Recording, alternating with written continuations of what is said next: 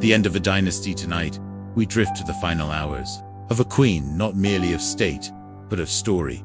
Close your eyes and let yourself sink into a warm, marble room lit by oil lamps and silence. The air carries a hint of frankincense. Draped cloth stirs in the still heat. Somewhere in the distance, waves slap the shore of the Nile, while the city of Alexandria holds its breath. This is not just any night.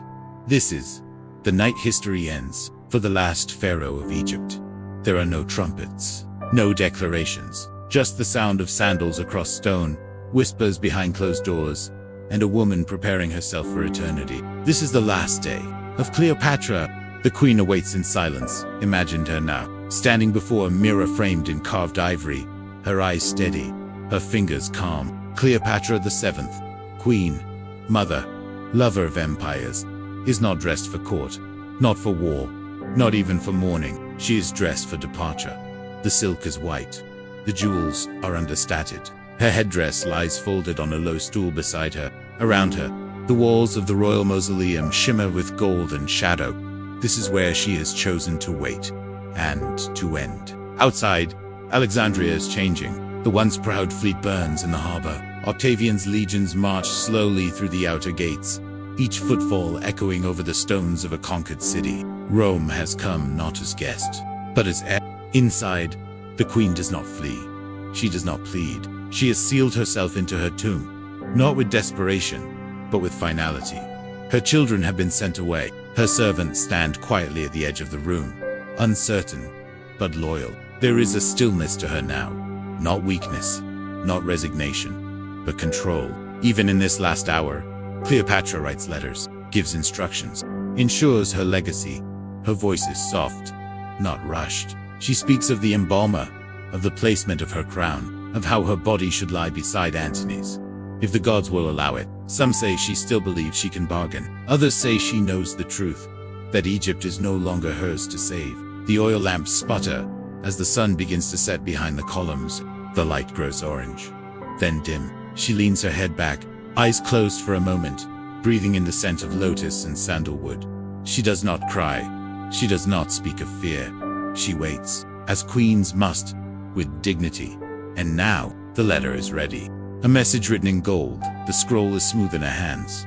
Papyrus softened with oils, trimmed with gilded edges meant for kings and gods. Cleopatra unrolls it slowly, then dips her stylus into ink. There is no tremor in her fingers, no hesitation in her breath. The letter she writes is short, deliberate, addressed to Gaius Octavius Caesar, soon to be Augustus, ruler of the Roman world. She chooses her words with care. There is no begging, no curse, only a queen's final courtesy. In her message, Cleopatra writes that all has been done in accordance with honor, that she has released her treasures to him, that she has ensured her sons are safe, though she cannot promise they will remain so, that she entrusts her burial to Rome's mercy, though she does not believe in its grace. When it is finished, she rolls the letter, seals it with wax, and presses into it the royal seal, the serpent-entwined mark of the Ptolemaic line, a lineage descending from gods, from Alexander the Great.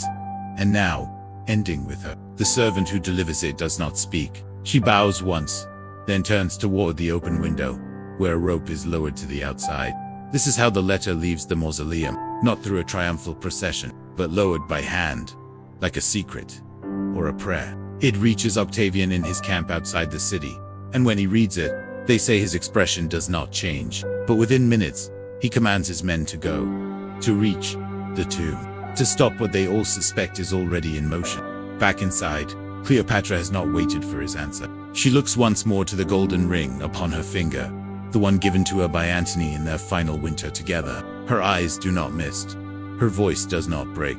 Instead, she turns to her two remaining attendants. Eros and the three women speak softly. They begin to burn incense. They prepare something. No one knows what. Perhaps a drink. Perhaps a ritual. Perhaps both.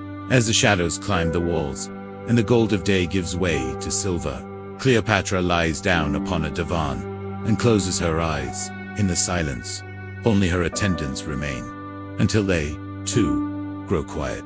And when the Romans arrive, it is already done. The snake, the perfume, and the scent of myrrh still lingers in the air. When Octavian's soldiers forced open the mausoleum doors, They are met not with screams or resistance, but with an eerie stillness. The torches flicker along the marble walls, casting long shadows over the floor strewn with ash and rose petals.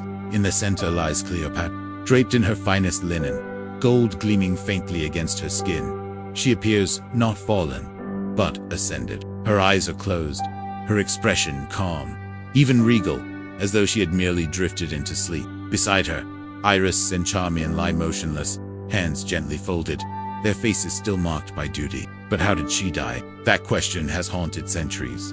The popular tale, passed down in poems and painted on frescoes, tells of an asper, a venomous snake smuggled in a basket of figs. Cleopatra, they say, allowed it to bite her, embracing death with the calm of a goddess returning to the underworld. But no bite marks were ever found. And some scholars believe the story was Roman fiction, a poetic flourish to give her end a mythical gloss. Others whisper that it was poison, perhaps hidden in a hairpin or dissolved into a sweet perfume. Cleopatra, well-versed in the toxic arts, had curated a library of poisons, some fast, some slow, some silent. And then there is another theory, that she was murdered, not by her own hand, but by Rome's. That Octavian's arrival was not too late, but precisely timed. That her body was laid out to give the illusion of peace, while the truth was buried beneath politics and ash. But none of these answers are certain. Even Octavian's own account is vague. He claimed to be surprised. He claimed to have found her lifeless, her attendants already gone. He ordered her body embalmed, allowed her to be buried beside Antony, perhaps out of pity, or perhaps to close the chapter neatly. History accepted the story of the ASB because it was beautiful, because it matched the myth of a queen, too proud, to kneel, too divine, to die. But beauty, as Cleopatra knew, is often a veil. And behind this veil, the truth still waits. As silent as the tomb that holds her. No tomb can hold a goddess. Octavian stood in silence. The war was won. Egypt had fallen. But in that final chamber, facing the lifeless queen of a lost world, even the future emperor could feel the weight of something. Unsettled. He had hoped to parade her in Rome, humiliated, a symbol of his triumph. But now, there would be no grand spectacle, no living proof of Caesar's eastern conquest, only a quiet mausoleum, and the eyes of a goddess that would never meet his again. Cleopatra was entombed alongside Antony, just as she had asked, not in a pyramid, not in a place of legend, but somewhere near the temple of Isis, a modest burial, shrouded in secrecy, and lost forever to time. Archaeologists still search for that tomb today. They dig near Taposiris Magna, sift through sand and shadow, tracing fragments of statues and broken altars. Some believe they are close, others think it will never be found, because perhaps Cleopatra was never meant to be found. Her story, after all, lives better in mystery, in the fog between history and myth. A queen who spoke 9 languages, ruled an empire, and faced down Caesar and Rome with nothing but her voice. A woman who became legend, not in life, but in the enigma of her death. And as night falls over the Nile, as wind stirs the reeds and stars shimmer above the ruins, it is easy to imagine her still there, not as a corpse, not as dust, but as a presence, in the hush of desert air, in the silence of the sarcophagus, watching, waiting, and perhaps, in some deep and ancient way, still ruling. So now, with the flickering torches behind us, and the echoes of empire fading into the dark, you may gently rest, knowing that even in death, Cleopatra held her power. And if your mind still wanders, still drifts between history and dream, our channel is filled with other quiet corners of the past, from lost legions, to ancient rituals, to tales left buried in forgotten tombs. There is always another story to sleep beside.